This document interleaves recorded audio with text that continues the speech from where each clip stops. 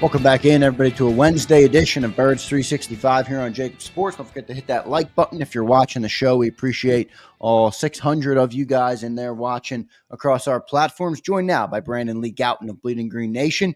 BLG, how you doing on this Wednesday morning, brother? Yeah, I can't contribute much to the college football Yeah, conversation. me either, honestly. I just hate how they defer to Alabama. I don't pay attention, so Zander's telling me they beat Sarah. Well, I love the passion, regardless. Yeah. That's about all I can bring because I don't pay attention to college football till after and we get into draft prep. Proof that you're an Alabama hater, Johnny Mac. No, I'm a hater of deference to Alabama. They're the only team that gets it. Well, Ohio State's very close, but they don't need it. Ohio State's earned that deference with the committee too. They've only lost 2 games. It's a year. There's only one undefeated team, and that's Oregon, and they're rightfully number 1. Typically, there's way more 1 and 2 loss teams than there are this year. So some things had to fall right, but let's be honest. I mean, there's a bunch of 3-loss teams, and Alabama's number 1 of that group, and they always are. That's what I hate. Doesn't matter if they're the 2-loss team. BLG, they're number 1 of the 2-loss teams, 3-loss teams, 1-loss team. Everybody else has got to scratch and claw. That's the part I don't like, but I'm with you. So we'll get back to our expertise, or at least your expertise, the Philadelphia Eagles, because everybody dislikes me criticizing the beloved Philadelphia Eagles, but not much to criticize. 8 in a row. I thought, Nick Sirianni talked to Albert Breer, which I believe you saw because it's up on Bleeding Green Nation, talking about the overreaction at 2-2, calling it crazy, basically. And he made this quote, which I think is kind of bullshit. He said, when people are telling us how shitty we are or how good we are, we don't listen. I think he listens quite a bit, to be honest. So I'll turn that part. But the crazy overreaction early in the season, is that fair, unfair, or were there legitimate concerns at that point? I mean, I think the team thought there were legitimate concerns considering how, they shifted their offensive identity a bit there with the players, going to the coaching staff. So, no, I don't think this is just, as Nick Sirianni said, an overreaction of the NFL media.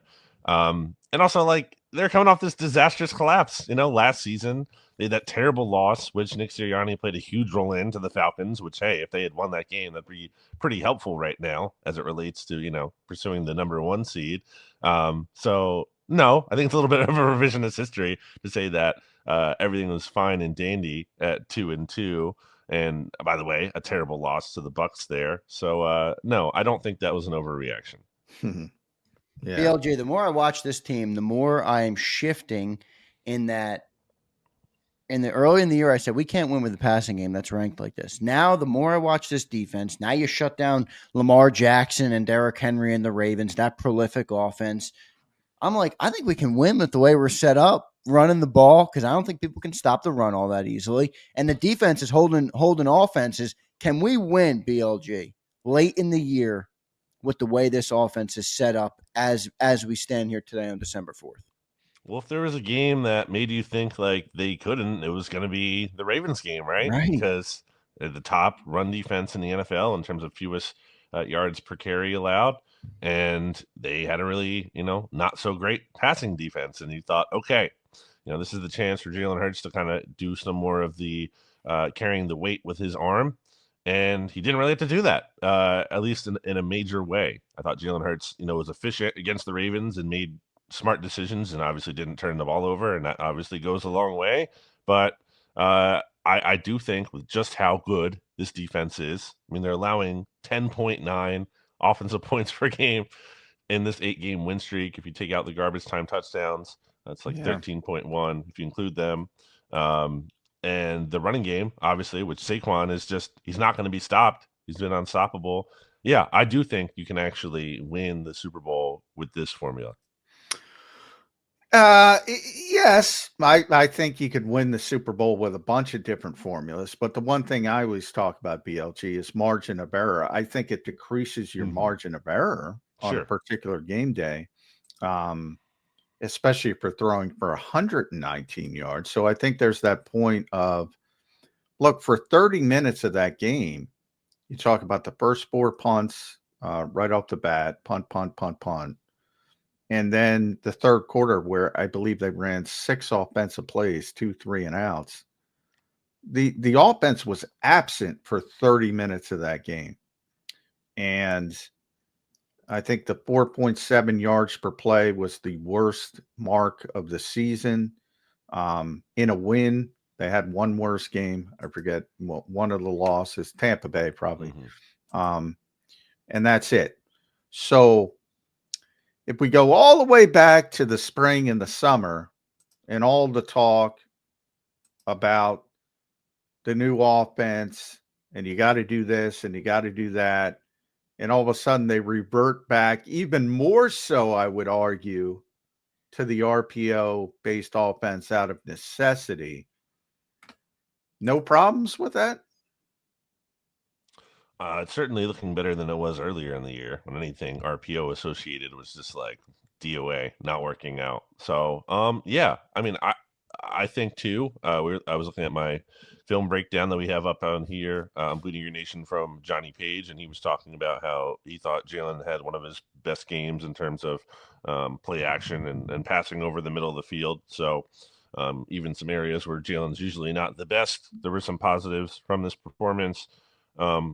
Yeah, and I agree on the margin of error point. I don't think it's ideal. And, hey, look, it's not even just margin for error in terms of mistakes within a game. It's also, God forbid, something happens to Saquon Barkley. Your defense, which has been pretty healthy, other than, obviously the Brandon Graham injury and Darius Slay missing a game or two here and there. Well, if there's more injuries there, like at some point you might need that passing offense to carry more weight than it's been. But for now, as in their current iteration, I do think it can take them a long way.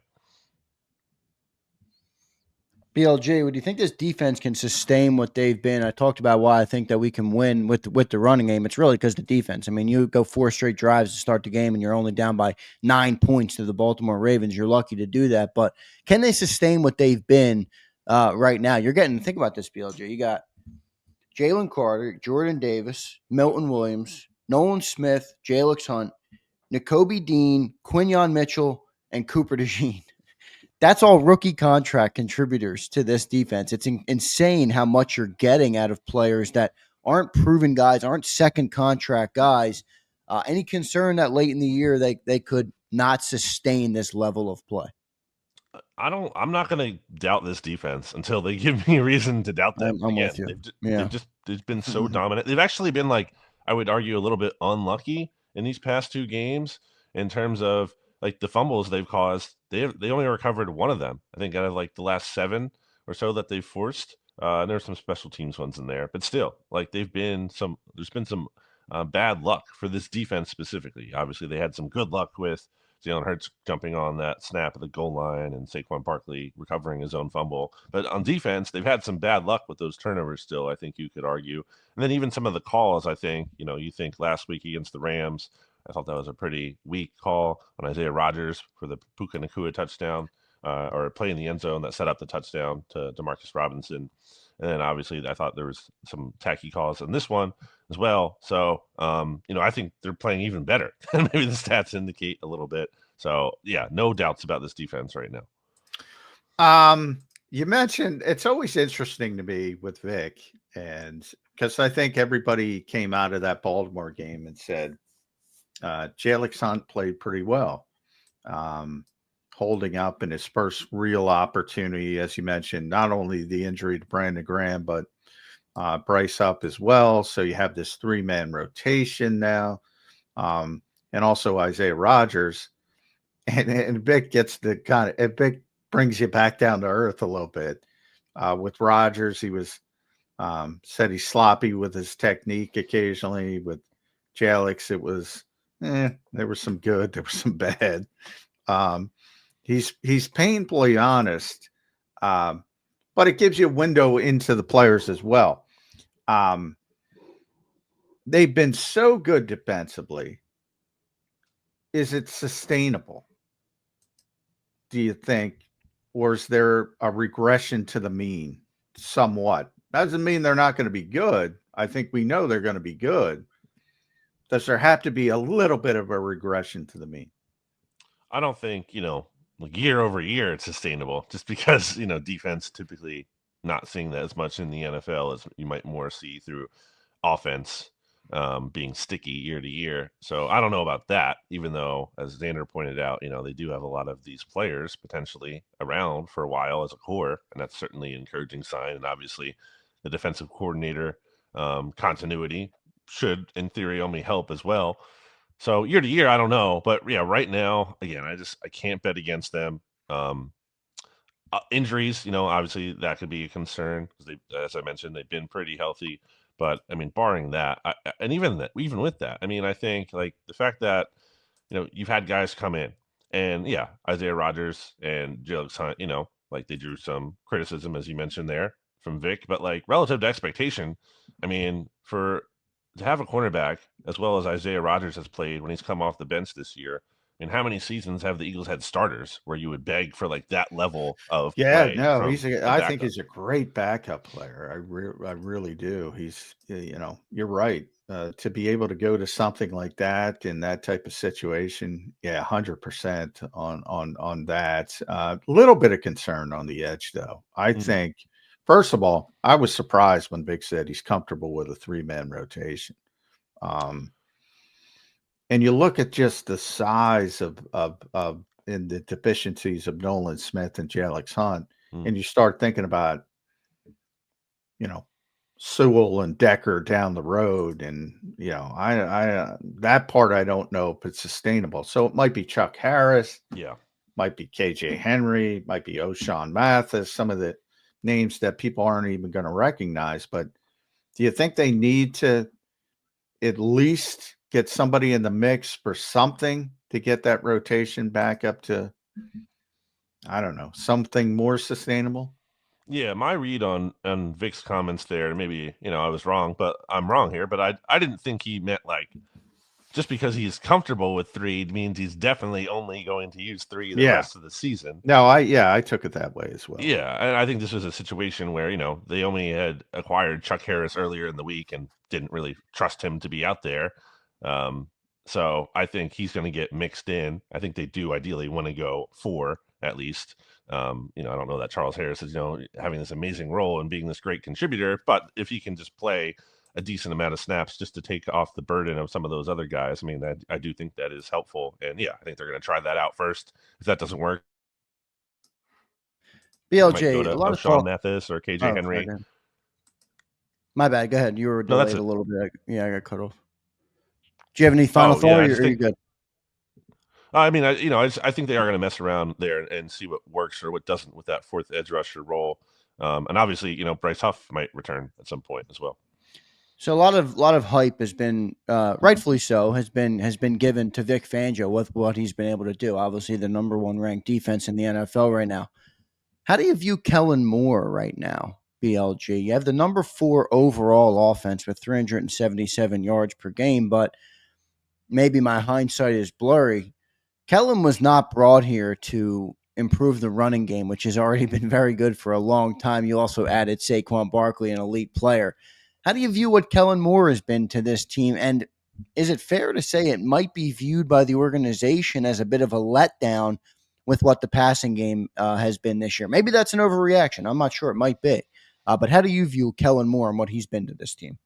Yeah, I think it's kind of hard to parse through like the passing game. Obviously, the quarterback plays a big part, but I don't think it's just Jalen Hurts why it hasn't been totally clicking. I think the way ideally the owner, a lot of people in the organization would want it to.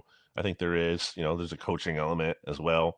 Um, and I don't know what it is specifically, but I do think that, for whatever reason, clearly that unit has not been able to just be as cohesive as it really should be, measured to expectation when you have the talent that you do offensively. Um, I know Devontae Smith, AJ Brown, they missed some time this year, but still, you should have enough to really be better. And so I don't know. The answer to your question is like I don't know exactly how I feel about Kellen Moore and his contributions. I think there have been some good things, but I think when you look at the overall results of the passing attack not being quite, again, what ideally you'd want it to be, then that kind of just leaves you scratching your head a little bit. Let me play out a scenario real quick just to follow up on it. Let's say the Birds finish up 14-3. Let's say maybe you drop the Steelers game. I think they're more than capable of winning the rest of them. How dare you, Zander? Yeah, and then maybe we make it to the NFC title game or whatever. You win a playoff game and you get deep. Is Kellen Moore going to be a head coaching candidate? I mean, I think he'll get interviews. The Eagles, there's like a Eagle shine clearly that we've seen. That's true. From coordinators, and he's gotten interviews before, including with the Eagles. So I do think he'll be in that conversation. And regardless of the passing game, for Saquon Barkley to be having this historic year, like I don't know how much Kellen Moore is directly responsible for that, but he's going to be associated with it, and teams are going to want to look at that. So I do think he'll be a candidate, but I don't know that he's a lock certainly to be hired. Yeah, agreed. No, and that would be a good thing, continuity for the Eagles at offensive coordinator, which has been hard to come by. Obviously, has been a big story. I do want to get in the weeds a little bit with you, BLG, because one guy I want to mention I haven't mentioned, and he doesn't get talked about enough, but is Ben Van Sumeren, who the Eagles lost in practice to a season-ending knee injury. Boy, this guy's more important, I think, than people realize, mainly on special teams. Mm-hmm. But he's also the fullback. Every time he was out there, and I don't want to overstate it because it was like 22 reps or something of that nature, but every time he was out there, it seemed it was 5 yards was the limit. I mean, and the Eagles really wanted to use that more.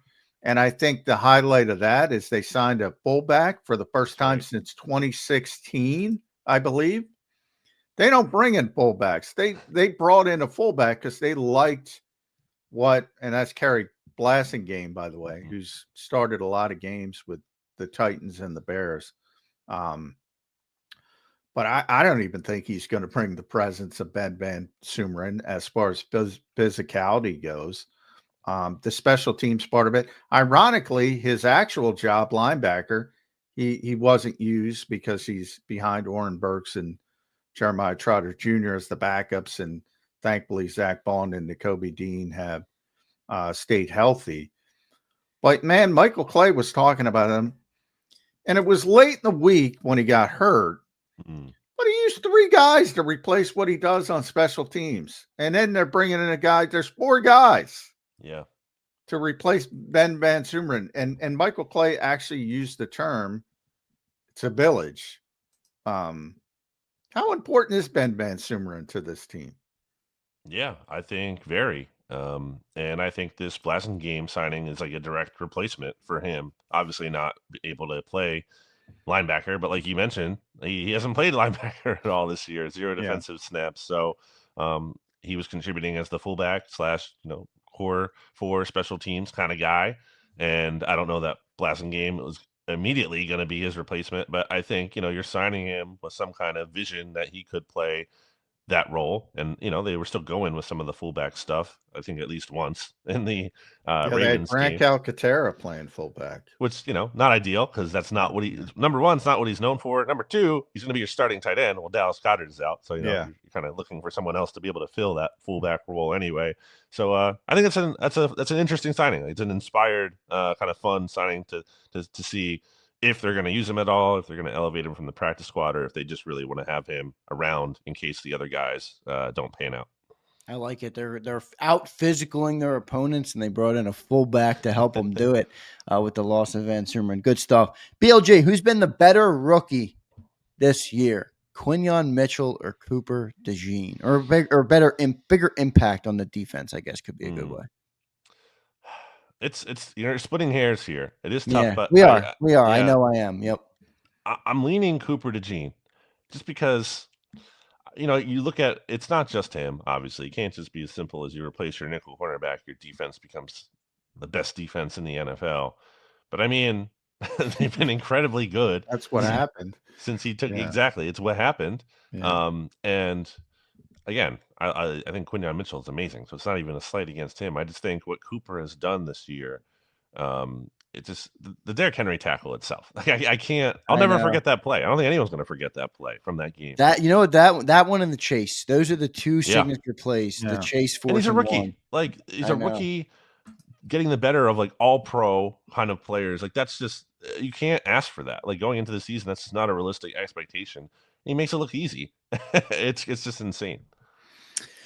Yeah, it is. It ironically got the odds for all the awards yesterday. The updated. I think Quinyon is second in Defensive Player of the Year odds behind Jared Verse.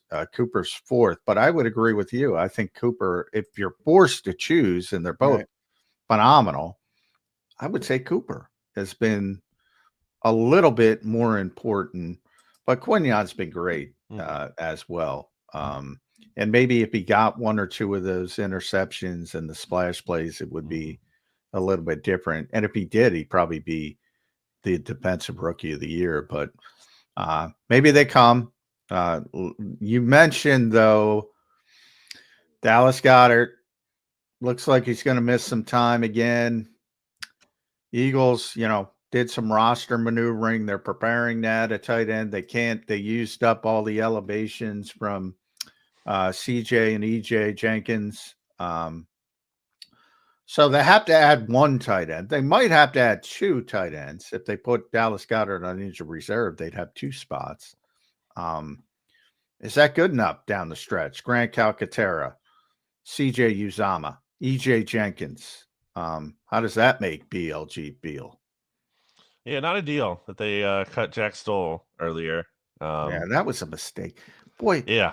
Felt like that at the time. You have like Eli Ricks over here, and with all due respect, I mean it's like a seventh defensive back who's barely playing, doesn't help on special teams. They could, and it doesn't have to be him. They have 11, I think, offensive linemen on the roster now, and three of them don't dress most weeks. So him and the other one I missed, BG or BLG is Patrick Johnson. I thought he was he would have been a good guy. And if you go back to if there's one criticism I've had of Howie, it's that sort of back roster maneuvering. You go back like Christian Ellis, Patrick Johnson, Zander, now Jack Stoll, you brought it.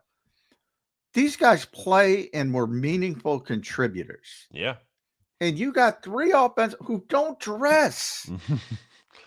And it's not like you knew Dallas Goedert, or it's not like you didn't know Dallas Goedert has injury issues. I mean, he was just hurt before. So, yeah. But in any case, what's done is done. Going forward, I think they might be comfortable rolling with two for a bit. I mean, that's what they did in a couple games when Goddard was out. They really only had Calcaterra and Stoll active and on the roster as the top two. But the problem there is they typically would elevate somebody from the practice squad. That's what they've been doing with CJ for the last three games. They can't do it anymore. So they can't elevate. So they'd have to bring in a new tight end on the practice squad. Which they probably will do at some point. O, he's still out there. Yeah, Albert O has not been signed. So Howie can revisit that. But boy, I don't like nothing against Darian Kennard. But I mean, all right, Stoutland's great. We all know he's great. I mean, you probably get him through waivers. Is anybody going to give him a roster spot? You put him on the practice squad. Nick Gates, I love, one of the best guys on the team, but he's not a long-term piece of this puzzle. Even Trevor Keegans, who's a rookie, and they're not going to cut a rookie, but you can get a hold of these guys to the practice squad, and you could still have Pat. Think about the edge rusher situation we were talking about. If you still have Patrick Johnson, I'm not saying it's, but they're comfortable giving him those 10 reps. I think it's a bigger problem. Again, we're nitpicking because this team is so good, but you're trying to win outside the margins. I think Howie lost outside the margins a couple times on the back end of the roster. Yeah, I think that's fair to say. And obviously, it's, there's smaller fish to fry when you talk about, they added Saquon Barkley and they did all these good things, but it does matter. These little things do add up. And yeah, now you're in a weird spot at tight end where you're kind of just hoping to get by with Grant Calcaterra, who I thought, did some good things when Goddard missed some time earlier this year. But then, behind him, is it CJ? It's not great. It's not a great situation. Yeah. BLG, last question for me, and it comes courtesy of our viewer, AJ Jones. The Panthers come into this game, BLG, ranked 30th in offense and 31st in defense. The Eagles are first in defense and fourth in offense. Quite the discrepancy between these two teams. AJ Jones says, is Sunday a potential trap game? What say you, BLG? I'm not a fan of the trap game talk. I do believe trap games exist, to be clear, but I don't believe that just because you have a good team playing a really bad team means that is a trap game. Right, because then most games in the NFL would be a freaking trap game for crying out loud. So I respect the question and I get it, but I mean, I just think when you look at this matchup, I mean, Panthers they've been playing a little bit better recently, sure, but Bryce Young, he's 0-12 on the road. Has not won on the road yet. Has not played well on the road, shockingly, either. Panthers rank dead last in run defense. They're allowing the most rushing yards per game. Obviously, Saquon leads the NFL in rushing yards per game. I mean, there's no reason this should be an overlook game. And that's part of it, too. To me, the trap game is always like, okay, you might get a little distracted this week looking ahead to next week. I mean, I know the Steelers are a good team, but like the Eagles don't have like this history. It's not like this big divisional matchup coming next week that they're really have circled on their calendar. So, and they're getting back to the link. Like I think they're looking forward to that after being on the road for most of the season and especially the last 2 weeks here. So I don't think it is. I just think the Panthers are a bad team. Yeah, I agree. They are. At Brandon Gout, make sure you follow BLG on the X platform. Read them at bleedinggreennation.com. One-stop shop for all your Eagles news there. They do a tremendous job with Brandon leading the way. I'm with you. I don't believe in trap games. I do believe in human nature games. Mm-hmm. And I think there's a chance the Eagles kind of sleepwalk at times through this game. It's tough to get up for Baltimore, and then you got Carolina. And it's human nature to say, we're going to roll over this team. But they will roll over this team. They'll wake up at some point. It might be touchdown over a 4-minute span or something like that, and then the game's over. So I think there's a chance they might kind of take it for granted and have a shaky moment or two. But this team is just not equipped to beat the Philadelphia Eagles, period. Just not equipped. Yeah. No bullets. And also, like, for the Eagles' advantage, the coaching point can be like, hey, this team just, took the Chiefs to a field goal game, took the Bucks to overtime. Like, don't take them lightly. So there is even like a little bit of like, hey, they shouldn't be taken lightly because they have been playing a little bit better. Yeah. Agreed. That'll be in the talking points this week. BLJ, thank you for joining the show, man. Make sure you guys follow BLJ at Brandon Gouton. Read him on Bleeding Green Nation, the best Eagles website out there. We'll talk to you next week. All right, BLJ. Thank you, brother. Thanks, guys. See you. Thanks, bud. Up there from BLJ. Love talking to BLJ. I thought Mike Gill and BLG were both great today, and we will wrap up the show in the next 5 minutes. Appreciate everybody in the chat right now. John, a great crowd today, so thanks, everybody. 168 likes. Thank you guys for that. It's a pretty good number. Can we get that to 200 by the end of the show? Probably not, but I do appreciate every time you guys hit that like button. It helps out our channel tremendously, and it has YouTube. Show it to more Eagles fans. So thank you guys for doing that. John, I was a bad host today. I will eat my I will take it on the chin, and I will come back, and I will be better for it. I failed to bring up Khari Blasingame in the open. Yeah. And in light of keeping our viewers educated on this football team, that was a fail by me, and I apologize. And you just brought it up to BLJ. I'll give you a chance to comment on it. What do you think of the Khari Blasingame signing by this team? It shows you, I think, that Ben Van Sumeren was a guy that they liked inside the room, and his presence was felt, and losing him was not nothing. No, it's certainly not mainly from a special team standpoint. Right. But they did want to get him more involved because they saw how athletic he was and how he was dominating as the lead blocker. They were planning to I'm not saying tons of snaps with a fullback, but a little bit more because he had taken the position so well. And I think he's a big loss. And I think it's one of those things that is very underrated because not a lot of people pay attention to special teams. That's the main aspect of it. Trying to replace him as a fullback also is not going to be easy. One thing about Blasingame, and he's been around for a long time, smart guy from Vandy, came in as an undrafted free agent, as most fullbacks do because so few of them play. But he's played a lot of games with Tennessee, played a lot of games with Chicago, a lot of experience. But he's like the modern fullback. And by that, I mean, he's essentially a running back who's big, and they turned him into a fullback. Gotcha. And he was a, big time running back in high school and college. And they said, well, he's pretty big. Let's take him to fullback. So, he's not like Ben, who's going to blow people off the ball. And you saw him in those limited opportunities be the big physical presence. I think everybody sees the term fullback and thinks big physical presence. Most of the fullbacks, and there aren't many left in the NFL, again, are oversized running backs.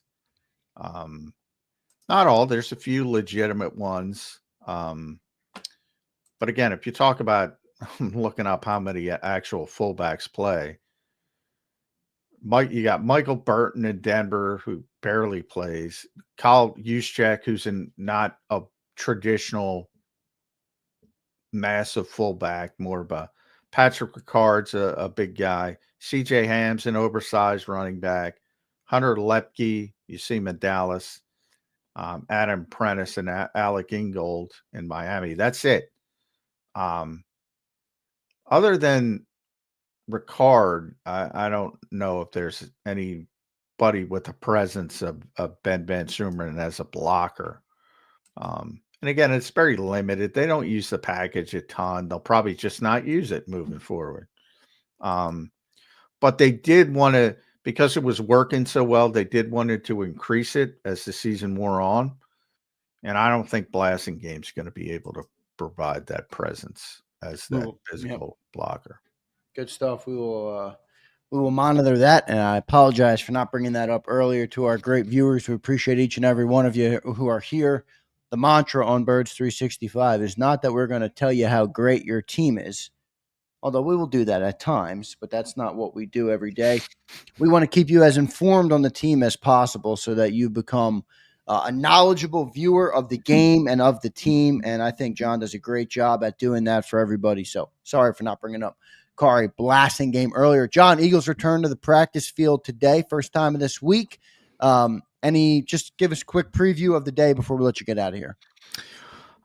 Nick's going to talk before practice. Practice pushed back, obviously, till 3:00. So it's one of those long days, long Wednesdays. Locker room's not going to open till 4:45. Jalen Hurts is probably not going to talk till after 5. So it's the typical Eagles schedule. That's got to be a pain in the ass. Oh, it's a pain in the ass. Coming out at 5 p.m. Yeah. So, stay tuned or tune in tomorrow and you'll get all the information.